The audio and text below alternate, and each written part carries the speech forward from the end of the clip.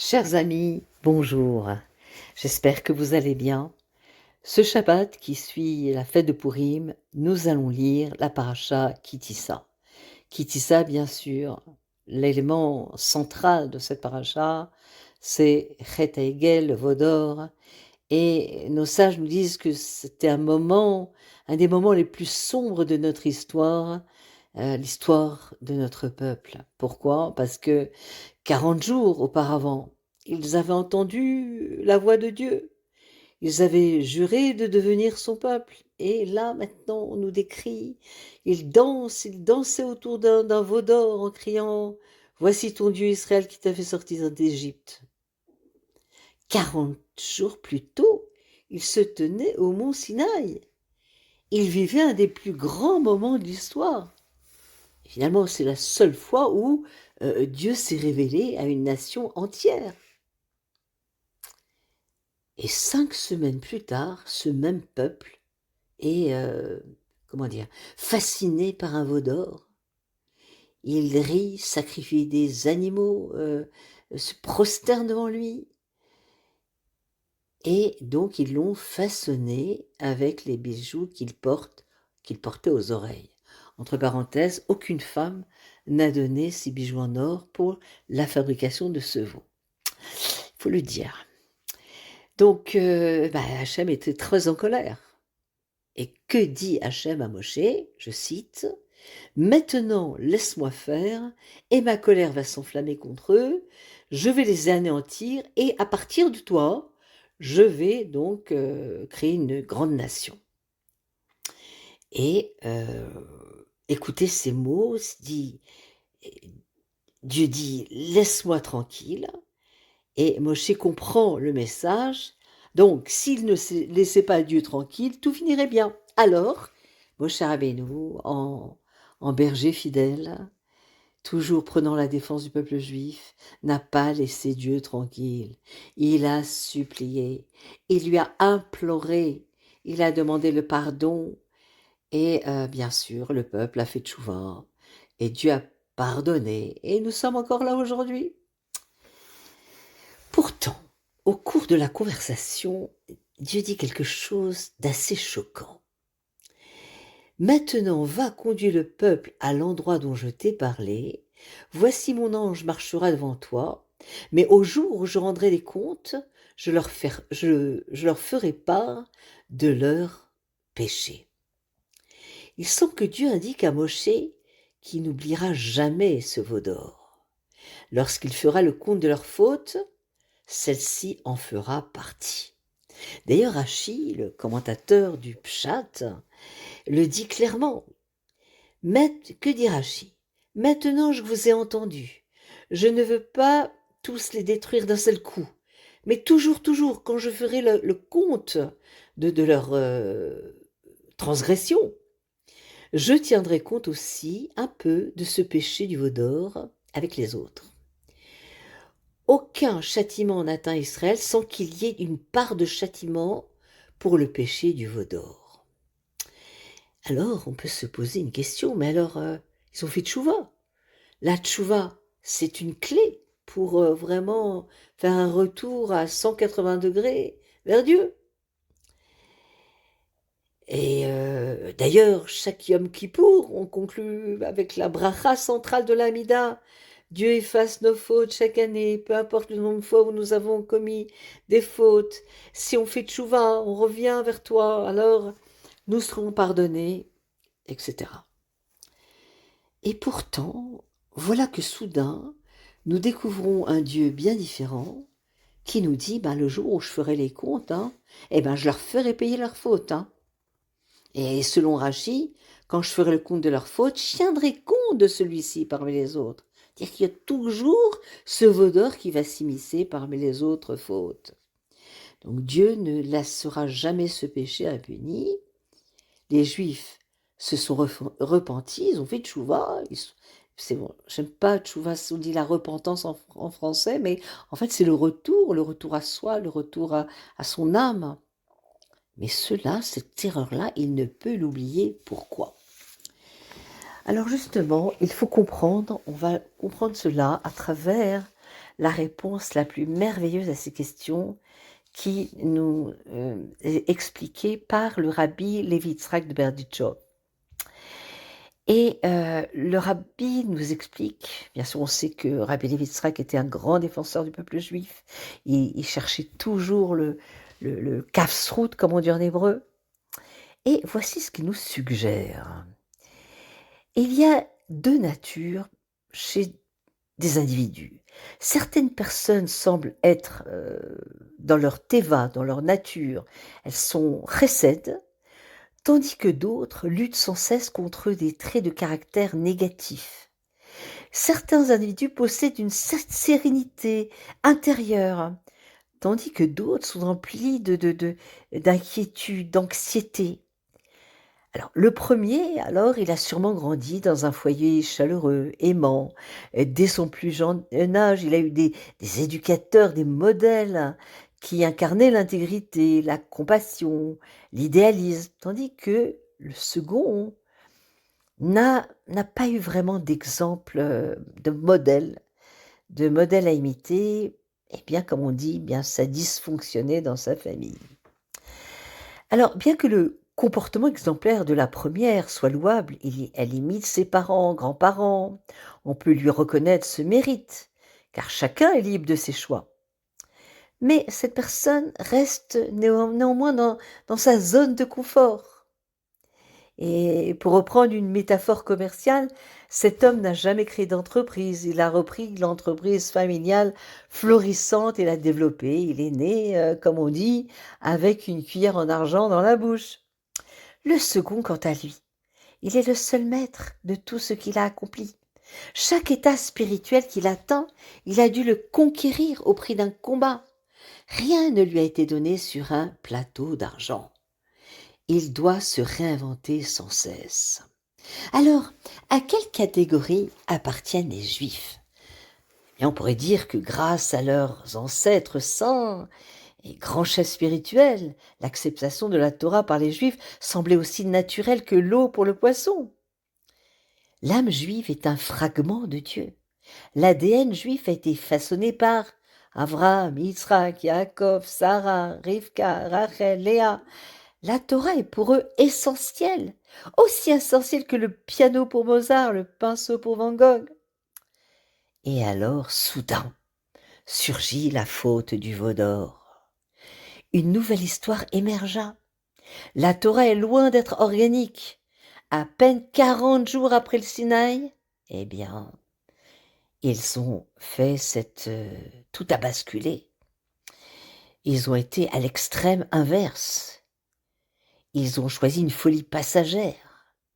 Les règles les obsédèrent, ils ont décidé pour une journée de se rebeller contre tout. Ils ne voulaient plus entendre de ce Hol Malchut Shamaim, de ce joug de Dieu, du destin, du sens, du but, de don de la Torah.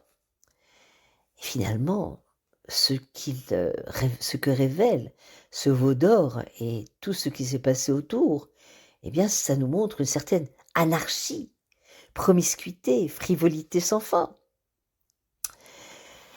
Donc, ce qui se révélait alors, c'était la fragilité du peuple juif, la profondeur de ses luttes. Un long chemin les attendait. Il n'était pas le couple idéal où l'amour au premier regard se transforme en amour véritable, éternel. Non, 40 jours après leur mariage, ils avaient déjà une liaison. C'est affreux.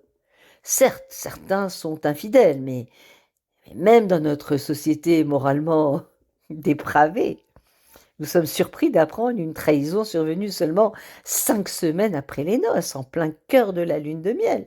Et pourtant, 40 jours seulement après l'union solennelle entre Dieu et son peuple, il l'avait trahi et il s'était adonné à l'idolâtrie.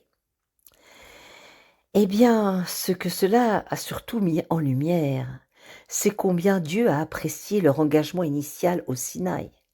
Leur chute n'a fait que démontrer l'immense courage et la foi que le peuple juif avait auparavant au mont Sinaï en disant « Naaseh venishma », en acceptant de devenir des ambassadeurs de Dieu dans ce monde. Alors que nous dit le Rabbi Levi Yitzhak? Il nous dit, quel est le sens de ce verset? Le jour où je ferai des comptes, je leur ferai payer leurs péchés, et il y aura toujours un peu de veau d'or. Alors tout au long de l'histoire, Dieu promet que chaque fois qu'il va penser au peuple juif, eh bien il va se souvenir de l'histoire du veau d'or. Mais simplement pour qu'il remette les choses en perspective. Ça veut dire que Dieu va se rappeler que ce n'est pas acquis, de ne pas supposer que la Torah est facile pour son peuple, que vivre une vie de noblesse, de moralité, de justice, de profondeur éthique est une évidence. Ben non. Dieu va se souvenir toujours de la profondeur de leur chute à ce moment fatidique, et à cela, il va se rappeler combien alors il va apprécier tous les sacrifices, les engagements, les mitzvot, et tout ce que fait le peuple juif pour la avodat Hashem, servir Dieu. Donc quand les Juifs vont faire quelque chose de bien, cela va rappeler à Dieu combien il doit célébrer ses bonnes actions et récompenser pour cela, et que Dieu doit toujours donner une certaine bonté aux Juifs de par leurs bonnes actions. Et lorsqu'ils vont échouer, eh bien, cela rappellera à Dieu à quel point, eh bien, cela était prévisible. Donc, c'est une leçon pour chacun d'entre nous. La prochaine fois que nous échouerons dans un quelconque domaine, au lieu de nous culpabiliser, eh bien, soyons indulgents envers nous-mêmes. Que cet échec nous rappelle de nous féliciter pour tous nos succès et toutes nos réussites. Alors, c'est sûr que ça concerne chacun de nous, et pour certains, ce sera au niveau d'activités sportives, de faire des records. Pour d'autres, ce sera renoncer à l'alcool, au tabac, aux jeux d'argent, aux glucides, le sucre. Pour certains, ce sera peut-être se libérer d'un ressentiment, d'une rancœur, de vouloir se venger, ou abandonner un comportement immoral. Pour d'autres encore, ce sera peut-être d'arrêter de manger des choses prohibées, telles que les crevettes, par exemple, le homard, ou bien d'allumer la télévision le Shabbat. Pour certains, ce sera peut-être de maîtriser la colère et d'envie d'insulter ou de dénigrer. Quoi qu'il en soit, ce qui inspire Dieu, ce n'est pas la facilité et le calme, mais notre capacité à nous relever après une chute. Et que la constance, comme on dit atmada, et le don de soi, eh bien, peuvent déplacer des montagnes. Et par le fait aussi que chaque juif va se remettre en question. Comme le dit un grand homme contemporain, le succès consiste à aller d'échec en échec, mais sans perdre son enthousiasme. Cela explique donc finalement, Dieu dit « Ah, j'oublierai le veau d'or. Quand les gens vont faire tchouva, j'oublie la faute. C'est complètement effacé. Aucune dette future n'est contractée. Pourtant, quand Dieu dit « Je me souviens du Sinaï », ah, alors il dit « Je me souviens aussi du veau d'or ». Car c'est l'histoire du veau d'or qui va permettre de comprendre le Sinaï. C'est le veau d'or qui va rappeler pour l'éternité combien Dieu doit apprécier l'engagement quotidien que fait chaque juif à faire ce que Dieu attend de lui dans ce monde. Ça, c'est la très belle explication de Rabbi Levi Yitzhak de Berditchev. Et justement, à propos du Rabbi, il y a un chassid qui lui posait la question suivante. Rabbi, comment est-il possible que le peuple d'Israël, qui venait de voir des miracles extraordinaires, ait pu faire le veau d'or? Le Rabbi a répondu par une image. Imagine un enfant très attaché à son père. Un jour, le père part pour un long voyage. L'enfant ne supporte pas l'absence et serre contre lui le manteau de son père pour sentir sa présence. Puis il ajouta. Le peuple voulait ressentir la présence divine comme avant. Ils ont pris quelque chose de matériel pour remplacer cette proximité. Et c'était là leur erreur. Le rabbi conclut, mais cela nous apprend aussi quelque chose de magnifique. Am Israël désire tellement la proximité de Dieu qu'il ne supporte pas son absence. Le problème du veau d'or n'était pas seulement l'idolâtrie, c'était une recherche de Dieu qui s'est trompée de direction. La chassidoute nous enseigne que le travail de l'homme est de transformer le désir de sécurité et de présence en une relation vivante avec Hachem. Nos maîtres disent que Purim que nous venons de vivre représente la réparation spirituelle de veau d'or. Pourquoi ? Car face à l'absence apparente de Dieu, le peuple fabrique une image visible pour remplacer la présence divine. Au contraire, Esther et Mordechai agissent avec foi, même lorsque Dieu semble caché. Parce qu'on sait que dans toute la Megillah, le nom de Dieu n'apparaît pas. Et au Sinaï, Israël a appris que Dieu peut se révéler dans une lumière immense. À Purim, Israël a découvert quelque chose d'encore plus profond. Dieu est aussi présent dans le silence de l'histoire, dans des situations de Esther Panim. Que Dieu préserve. La chute du veau d'or introduit dans le monde quelque chose de très positif. Il s'agit d'une dimension nouvelle, la possibilité de faire tchouva, de revenir vers Dieu. Même après une chute aussi grave, le peuple n'est pas abandonné. Grâce à la tfila de Moshe, une nouvelle relation avec Hachem est reconstruite. La faute devient alors le point d'un départ d'un lien encore plus profond. D'ailleurs, dans Igeret Hatchouva, le Baal HaTanya nous donne un exemple. Vous savez qu'on dit que chaque juif est relié à Dieu avec une corde qui est composée de 613 fils. Et le texte souligne que là où une corde est nouée, elle devient plus épaisse, plus solide qu'elle ne l'était avant la rupture. Et lorsque le nœud se forme, la corde est plus courte. Cela exprime le rapprochement, le kirouv entre Dieu et son Créateur.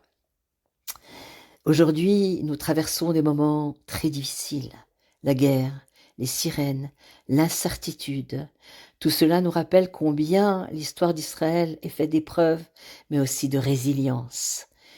Il fallait voir le jour de Purim, entre différentes sirènes, on chantait dans les rues, et il y avait des lectures de Megillah, la sono, c'était la musique à fond, et donc vraiment c'était complètement extraordinaire.